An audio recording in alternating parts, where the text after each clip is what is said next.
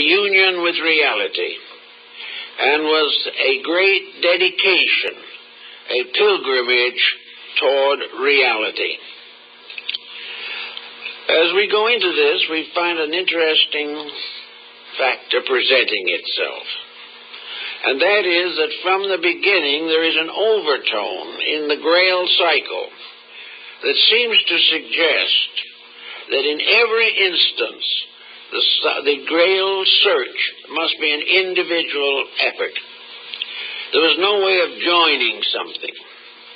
There was no way of proclaiming a membership or depending upon a group support for the attainment of the quest.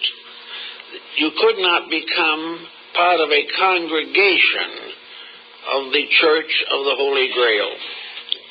Every part of it had to be individual. The individual himself was searching to become one with the communion of saints, with those of the other life who had attained the illumination of the soul. It was therefore the soul in man searching for the eternal soul in life. And this search had to be a personal dedication. Those who achieved the search and finally beheld the Grail became a company apart, but they were never organized as an organization. They became mutually knowing of each other because they had all attained the same level of insight. They were part of a level of internal illumination and not an organization. This seems to meet most of the requirements of the subject, but leads, of course, inevitably to the dedication for the search. A dedication which was part of the vow of knighthood back in the medieval period. The vigil of the Grail was always in a church, and a knight receiving ordination into his order spent the first night in prayer and meditation before the altar of his local church. Having thus dedicated himself internally by a voluntary action of his own, he started out on a quest which no one could assist him. No one could do it for him. No one could walk with him. No one could prevent him from making mistakes. It was a lonely journey, a journey from illusion to light, from darkness to participation in eternal truth. This actually did affect the rise of the Christian faith in the early medieval period. The Grail cycle, regardless of its origin, which may have been among the mystery schools of Egypt, Asia, North Africa, Greece, all of these countries. But wherever it began, it became a key to the religion that had no physical structure. A religion that was entirely subjective. A religion to which each individual made his own commitment. And having made this commitment, either succeeded or failed. In either case, alone. Therefore, perhaps the entire quest of the Grail is best summarized in the words of Plotinus, who observed on occasion that the way to truth was the journey of a lonely person to that which is eternally alone. It was this aloneness that seems to have been the power of the Grail. Each individual had to call entirely upon his own internal resources. He had to train himself, he had to dedicate himself, he had to consecrate himself. He had to master one by one the weaknesses of his own flesh. He had to overcome the pressures and temptations of ambition and avarice. He had to purify his own nature by a vow taken only to the very highest part of himself. He must slowly climb that mountain between his own material nature and the attainment of the enlightenment of his inner soul.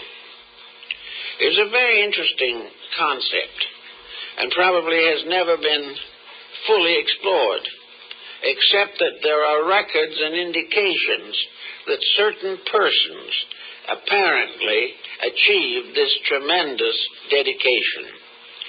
Also, it was twisted into the cycle of alchemy at one time, so that the purification of the metals, the transformation of all that is base into all that is sacred, was the great alchemical transmutation, performed alone by an alchemist in his little laboratory, by prayer and meditation, and on rare occasion by some type of miraculous manifestation.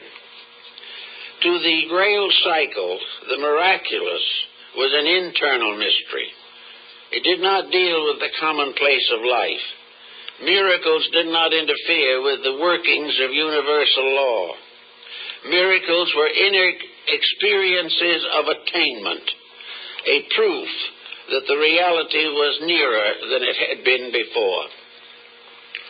The problem of the origin of the Grail, again, has a great many legends associated with it. One legend says that it was carved from the crest jewel of the archangel Lucifer when he fell from heaven. Others say that it was part of the basin of consecration found in the ancient rites of the tabernacle in the wilderness.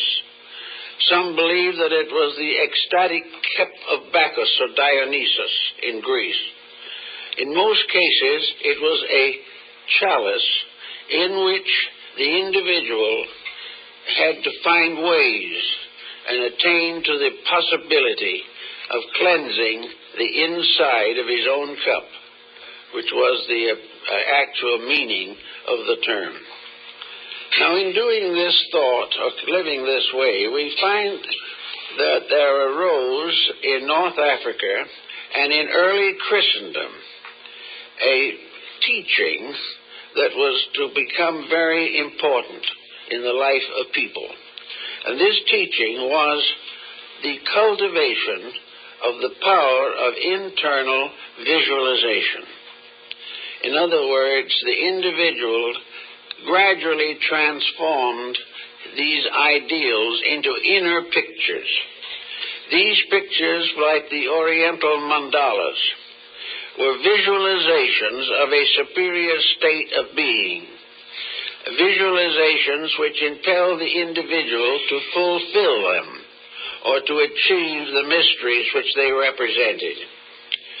And in some of the old English block books, and on the continent also, the city of the Grail, or the Church of the Grail, is placed at the top part of the great Ptolemaic system of the solar system. You climb the ladder of the 7 planets to reach the entrance of the secret house. This house was above the firmament, and there dwelt together the deity, the triangular Trinity, and the abode of the blessed. So the whole concept gradually became a series of self-disciplines by means of which the individual sought to remove from his nature all forms of defilement. Therefore, in the search for the Grail, there must first be rites of purification. The individual must gradually, to the best of his ability, put his life in order. He will not be able to do so perfectly, that is understood, but he must make a gradual effort to get over the problems by which he is bound to an inferior state by his own center of consciousness. He must get over all grievances. There must be only true and simple acceptance and practice of the noblest form of life which he can experience. Now, if by this type of problem, or this type of living, he gradually overcomes the major weaknesses of his own nature, he gradually comes into a state of internal tranquility. And tranquility is the open door to the sanctuary of the Grail. Tranquility means peace with reality. It means that the individual accepts without question the true teachings of his religion, whatever it may be, and lives it without restriction or compromise. He must have, therefore, the ability to quiet all of the confusions which beset the average person. Now, confusions are very often things that cannot be overcome easily. Sometimes a life is harassed to the degree that it would not appear that the individual could make a new start in his own inner life. But he can if he will. There is never a time in the life of any living thing that has a consciousness in which that consciousness cannot be released constructively. It is a matter of willingness to be dedicated. Assuming that the person achieves this type of dedication, it might be regarded as an order of knighthood